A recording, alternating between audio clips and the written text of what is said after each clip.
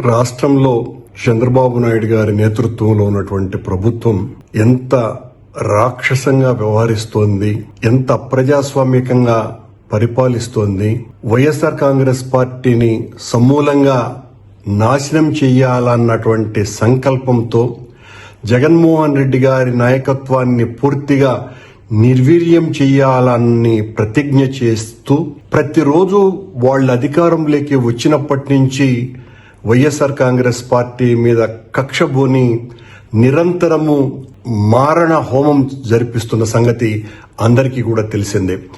జగన్మోహన్ రెడ్డి గారిని బలహీనపరచటం ద్వారానే మనం అధికారంలో కొనసాగగలము అనేటువంటి ఒక ఆలోచనతోటి వాళ్ళ అధికారంలోకి వచ్చినప్పటి నుంచి వైఎస్ఆర్ కాంగ్రెస్ పార్టీ శ్రేణుల మీద అనేక రకాలైనటువంటి దాడులు దౌర్జన్యాలు చేయటమే కాకుండా ఆ ప్రభుత్వంలో పనిచేసినటువంటి మంత్రులతో సహా శాసనసభ్యులతో సహా నాయకులు కార్యకర్తలతో సహా అందరినీ కూడా వేధింపులకు గురి చేయటమే కాకుండా చివరకు ఐఏఎస్ ఐపీఎస్ అధికారులను కూడా వదలకుండా జగన్మోహన్ రెడ్డి గారితో వీళ్ళంతా కూడా అతి ముఖ్యంగా వ్యవహరించినారు అన్నటువంటి కారణం మోపి వాళ్ళనందరినీ కూడా తప్పుడు కేసులు బనాయించి జైళ్లలోకి వేయటం మనం చూస్తున్నాం.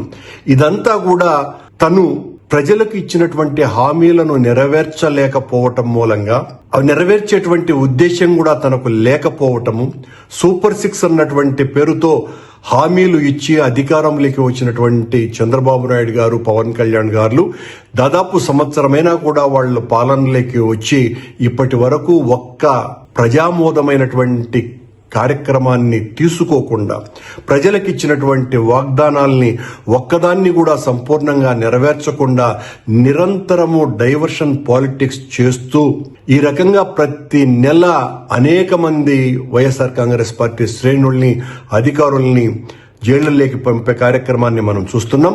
దీనికి పరాకాష్ఠగా నిన్న మద్యం కుంభకోణం అనేటువంటి పేరుతో చంద్రబాబు నాయుడు గారి ప్రభుత్వం సీనియర్ ఐఏఎస్ అధికారి అయినటువంటి ధనంజయ రెడ్డి గారిని అలాగే కృష్ణమోహన్ రెడ్డి గారిని అరెస్టు చేయటం ఒక పరాకాష్ఠ. వాళ్ళిద్దరికీ కూడా ప్రభుత్వంలో చాలా మంచి పేరు ఉన్నటువంటి వ్యక్తులుగా వాళ్ళు పేరుగాంచినటువంటి వాళ్ళు. ధనంజయ రెడ్డి చాలా నిజాయితీ పరుడైనటువంటి ఆఫీసర్ అని, కృష్ణమోహన్ రెడ్డి గారు పనిచేసిన కాలమంతా కూడా చాలా నిబద్ధతతోటి పనిచేసినటువంటి ఆఫీసర్ అని వీళ్ళకందరికీ కూడా చాలా మంచి పేర్లు ఉన్నాయి. అలాగే ఐపీఎస్ ఆంజనేయులు గారు కావచ్చును, ఎవరైనా కావచ్చును, వీళ్ళకందరికీ కూడా వాళ్ళ విభాగాలలో అత్యంత మంచి పేరును సంపాదించుకొని వాళ్ళు ఉద్యోగం చేసినటువంటి వాళ్ళు. ఒక తప్పుడు ఆరోపణతో ఈ రోజున జగన్మోహన్ రెడ్డి గారిని పూర్తిగా రాజకీయంగా నాశనం చేయటానికే పనిగట్టుకొని ధనంజయ రెడ్డి గారిని, కృష్ణమోహన్ రెడ్డి గారిని అరెస్టు చేయటం జరిగింది. పాలన ప్రజలకు ఆమోదమైనటువంటి విషయాల మీద వాళ్ళు చెయ్యకుండా ఈ రకంగా వైఎస్ఆర్ కాంగ్రెస్ పార్టీకి అంటగాగినారన్నటువంటి పేరుతో చివరకు ఐఏఎస్ ఆఫీసర్లు, ఐపీఎస్ ఆఫీసర్లు వీళ్ళనందరినీ కూడా అరెస్టు చేయటం అన్నది ఈ రాష్ట్రానికి ఒక ప్రత్యేకమైనటువంటి కార్యక్రమంగా మారిపోయింది. ఏ ఒక్క పోలీసు అధికారి, ఐఏఎస్ అధికారి కూడా భవిష్యత్తులో పని చేయటానికి కూడా భయపడి వణికిపోయే విధంగా చంద్రబాబు గారి ప్రభుత్వం పాలన సాగిస్తోంది. ఉద్దేశపూర్వకంగా తప్పుడు ఆరోపణలతో మద్యం కుంభకోణం అనేటువంటి ఒక పెద్ద విషయాన్ని వెలికి తీసినట్టుగా చంద్రబాబు నాయుడు గారు ఈ రకంగా జగన్మోహన్ రెడ్డి గారిని జైలుకు పంపించాలన్నటువంటి కుతూహలంతో ఈ రకంగా ఈ ఆఫీసర్లను అందరినీ కూడా అరెస్టు చేసేటువంటి కార్యక్రమాన్ని పూనుకోవటాన్ని తీవ్రంగా వ్యతిరేకిస్తున్నారు. ఇది వైఎస్ఆర్ కాంగ్రెస్ పార్టీ వ్యక్తులంగా మేము చేస్తున్నటువంటి విమర్శ కాదు. సామాన్య జనంలో ఏమున్నదో తెలుసుకోవాల్సినటువంటి అవసరం చంద్రబాబు నాయుడు ఉన్నది. మీరు ఈ రకంగా అన్యాయంగా తప్పుడు కేసులు బనాయించి అందరినీ జైలుల్లోకి నెట్టివేసి మీరు ఆనందంగా పరిపాలించాలని అనుకుంటే మాత్రం అది మీ భ్రమ తప్ప మరొకటి కాదు. ప్రజలు అన్నీ కూడా నిశితంగా గమనిస్తున్నారు, మీ తప్పుల్ని ఎంచుతున్నారు.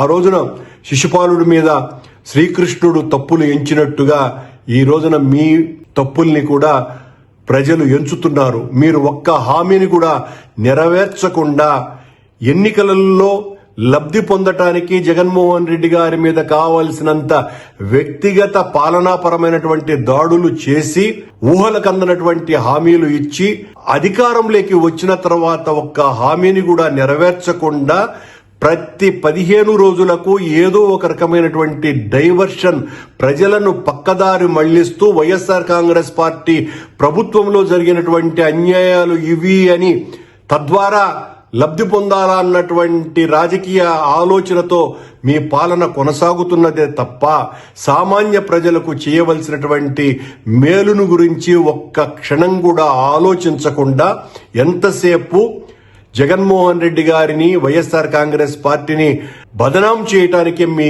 సమయమంతా ఉపయోగిస్తూ ఈ రోజున నిజాయితీ పరులైనటువంటి అధికారులుగా ఉన్నటువంటి వ్యక్తుల్ని కూడా జైళ్లలోకి పంపటం ద్వారా మీరు తగిన మూల్యం చెల్లించుకునేటువంటి రోజు ఖచ్చితంగా వస్తుంది.